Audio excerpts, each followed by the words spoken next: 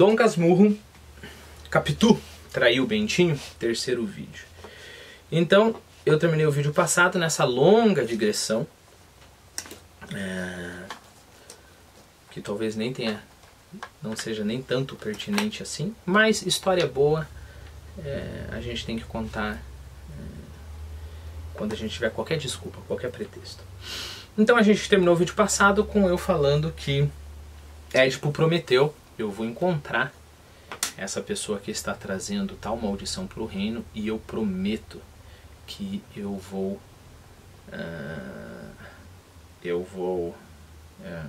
puni-lo severamente, né? E aí só uma digressão dentro da digressão dentro da digressão. Ele sempre fala frases ambíguas assim que para o público seria muito interessante assim. Eu não vou lembrar de nenhuma especificamente, mas basicamente uma coisa do tipo assim: olha, se essa pessoa não pagar, eu vou pagar certamente. Que recaia sobre mim a maldição se não recair sobre essa pessoa, né? E o público, e você deve ter inferido, não sei se você inferiu já, sabe que essa pessoa é o próprio Édipo. Porque afinal de contas tem um cara ali que está fazendo sexo frequentemente com a sua mãe e teve lá 2 ou 3 filhos com a sua própria mãe, né?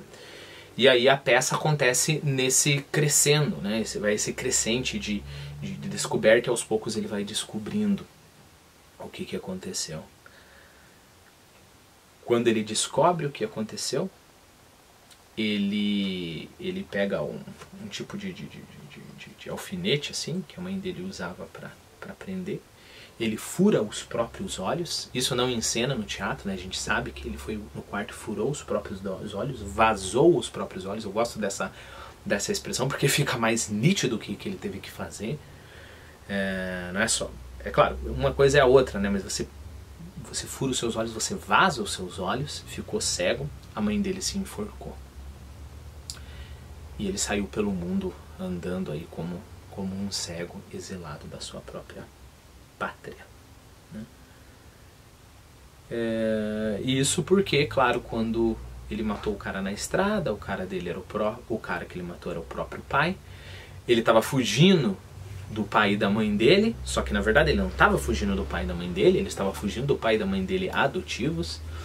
E quando ele foi entronizado no reino, ele foi entronizado no próprio reino que ele tinha por direito desde criança, né? Só que ele não sabia nada disso.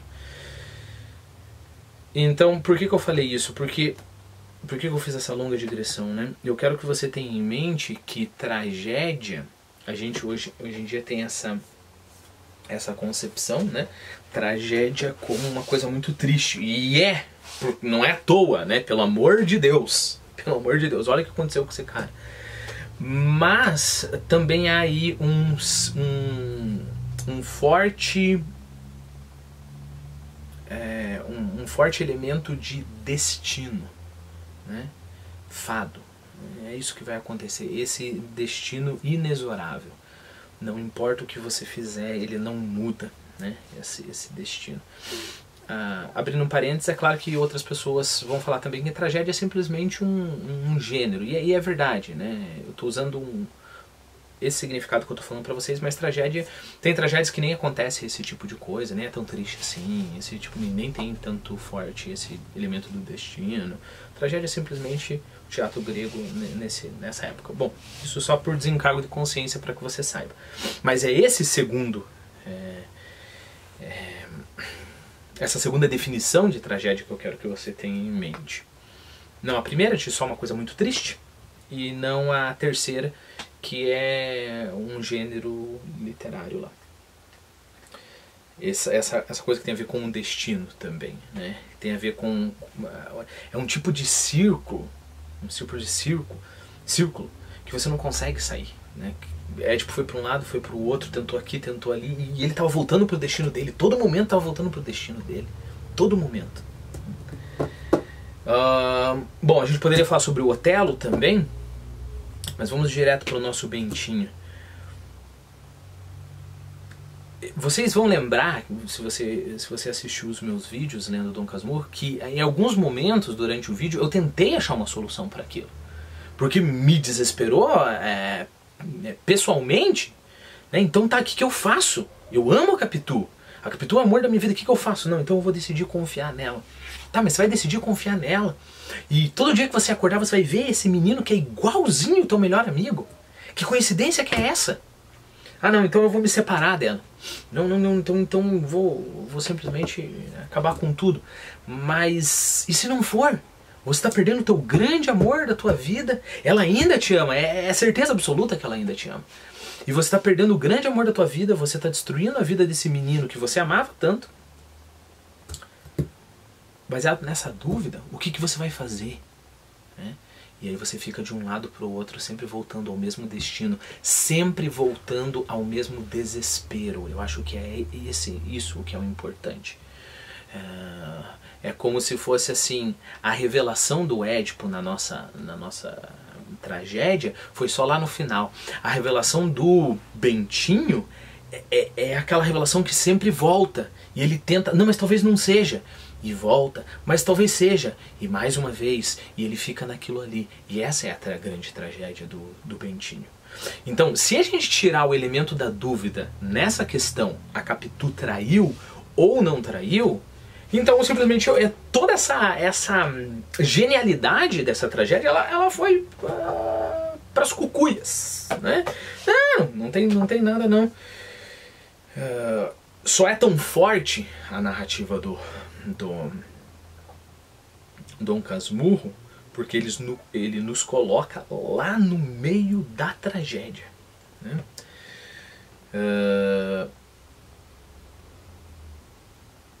Aristóteles, se eu não estou enganado, falava sobre a função de purgação, né? De você, quando você purga alguma coisa, você elimina a sujeira, que a tragédia tinha força de purgação. Não sei se não era Platão. Bom, não é tão importante. Alguém importante falou. Como assim? Significa que você, ao assistir tragédia, você é um grego, né? Você vai lá, você não lê a tragédia, você assiste a tragédia, né? É um festival maravilhoso, sempre são 3 tragédias, e aí tem uma outra peça lá, o drama satírico e tudo mais, mas quando você está assistindo, você sai mais purificado da tragédia. Como que podia as pessoas saírem purificadas vendo que um cara justo foi punido? Através do terror também. Se o Édipo, que é pio, né, que é temente aos deuses, que sempre buscou fazer o que é certo, teve esse destino, o que pode acontecer comigo que faço coisa errada todo o tempo, né? Bom, não estou pensando tanto no elemento moral, será que a literatura a gente vai usar? Isso é uma outra discussão, mas o importante que eu quero provar para você é: imagine o quão real era para um grego assistir uma tragédia, quão sério eles levavam aquela história. Não é um entretenimento, não é só entretenimento, assim como literatura nenhuma, literatura boa nenhuma é só entretenimento. Olha, aqui ele aconteceu isso, olha. Não, e se fosse comigo, afinal de contas, você só pode ter acesso à intensidade da vida que a literatura está te fornecendo, ou qualquer arte, se você também, digamos assim, estiver disposto a sofrer as consequências, que é o que? É sofrer, né? Se eu vou ver... vou experienciar, como eu falei pra vocês, um cara que está esperando a pena de morte, esperando a execução dele, é impossível eu querer as duas coisas. Eu quero a experiência dele, mas quero ficar confortável, né? Eu vou ter que sentir o desespero que ele sentiu. Se eu quero ter a experiência trágica do Bentinho, eu tenho que sentir esse desespero de dúvida que ele sentiu, né? Por causa disso, eu também não gosto da postura de pessoas que falam, é óbvio, do começo ao fim. Isso daqui não tem nenhuma questão, é uma bobeira ficar discutindo sobre isso. Acho que isso não é o ponto. Só que o Dalton Trevisan aqui fala que é uma bobeira, né?